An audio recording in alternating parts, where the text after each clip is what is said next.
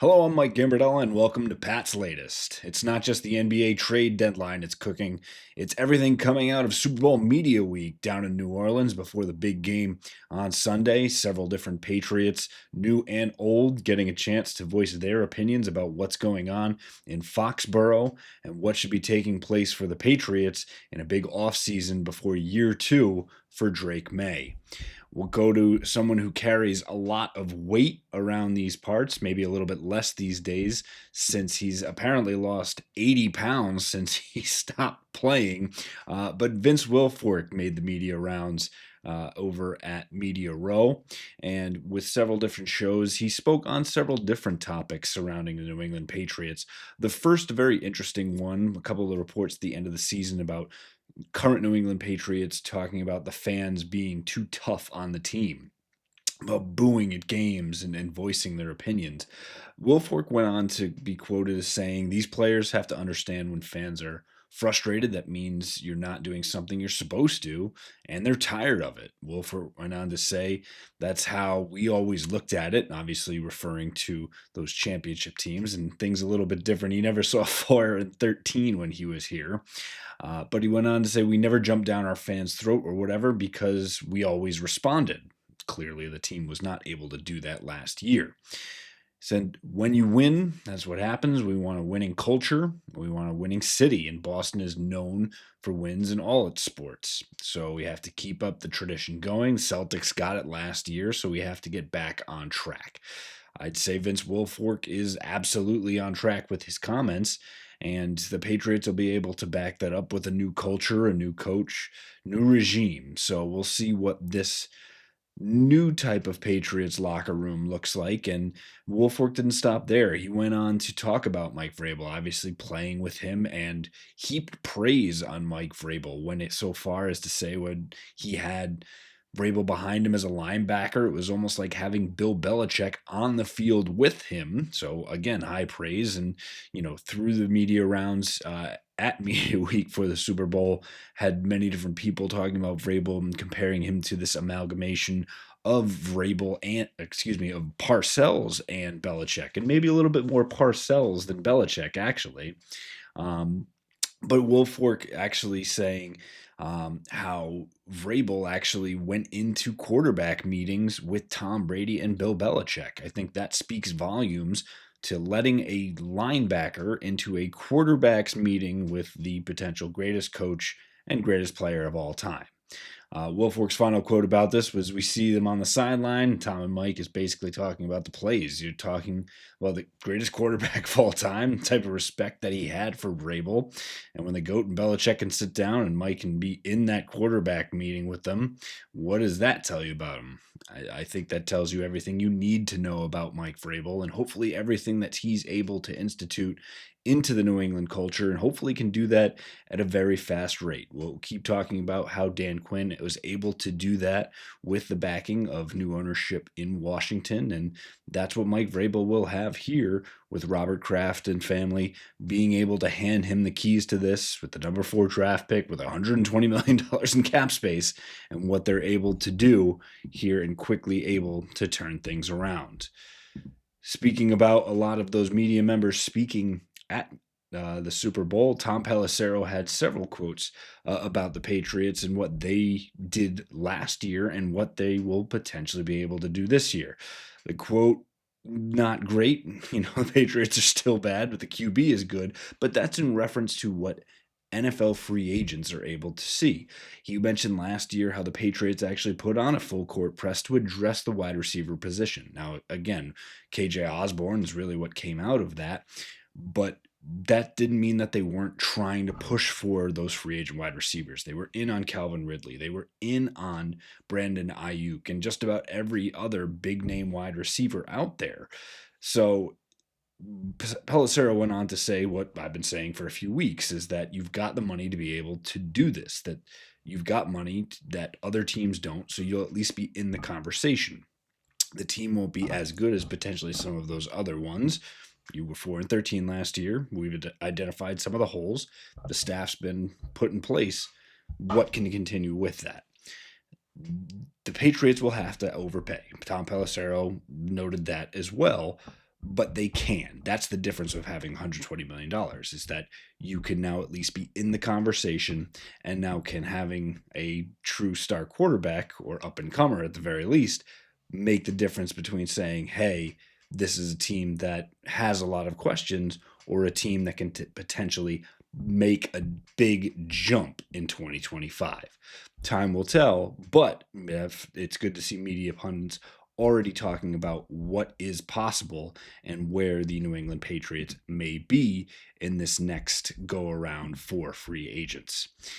Going from free agents to the NFL draft again, Daniel Jeremiah, NFL Draft Network's draft insider, releasing his top 15 prospects, and very telling on some of these. And with the Patriots at number 4 and probably moving up and down that board if they're able to, and we've talked about the quarterbacks and should they slide and give the Patriots the opportunity to do so, opens some things up.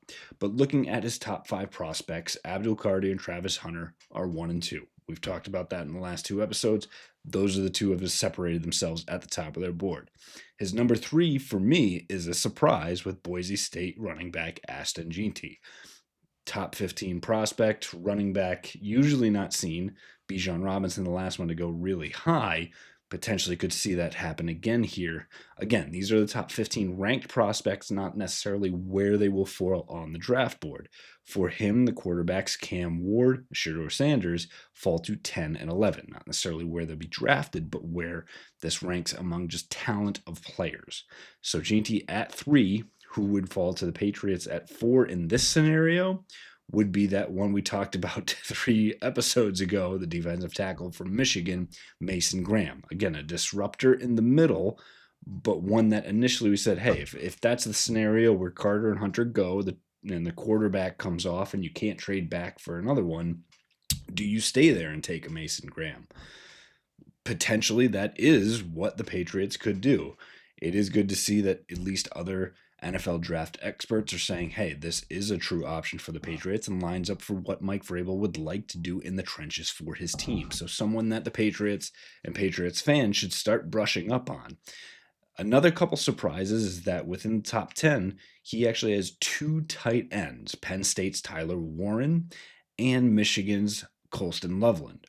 Patriots obviously do have Hunter Henry there, getting up in age, and could they potentially go back to that 2 tight end set that Josh McDaniels is known for? Austin Hooper is a free agent.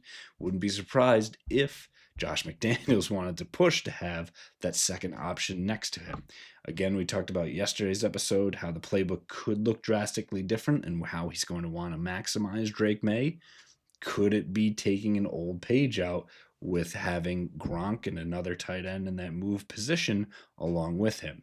Could have some flexibility there too. Again, a lot of different ways that this could go, but take a look. A couple other guys that we have talked about were Will Campbell, the offensive tackle from LSU, being ranked at number 8.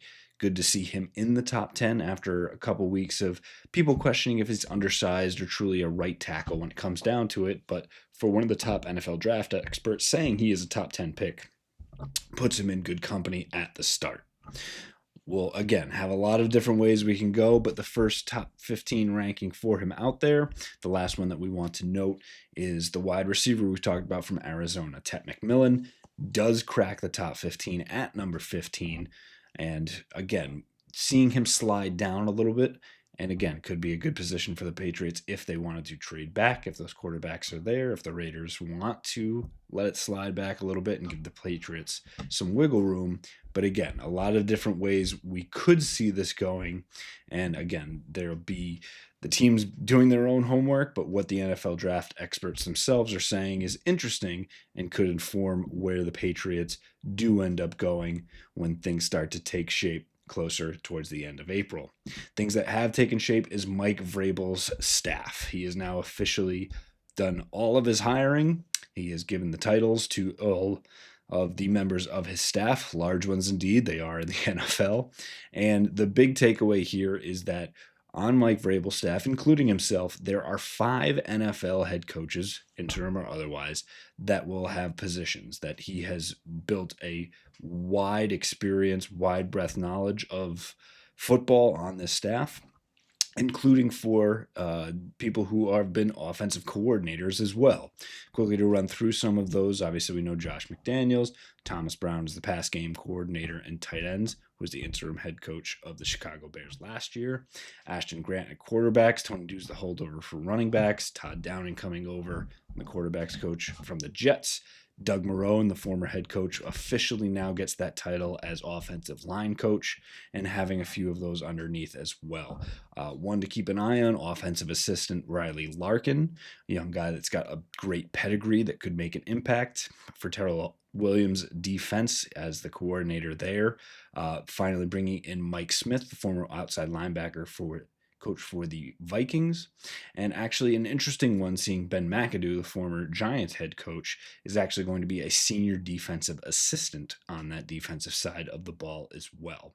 We've talked about the holdovers on the special teams, Jeremy Springer and Tom Quinn. The last one for me is that it is official that Dante Scarnecchia, the longtime offensive line coach for the Patriots, will be back.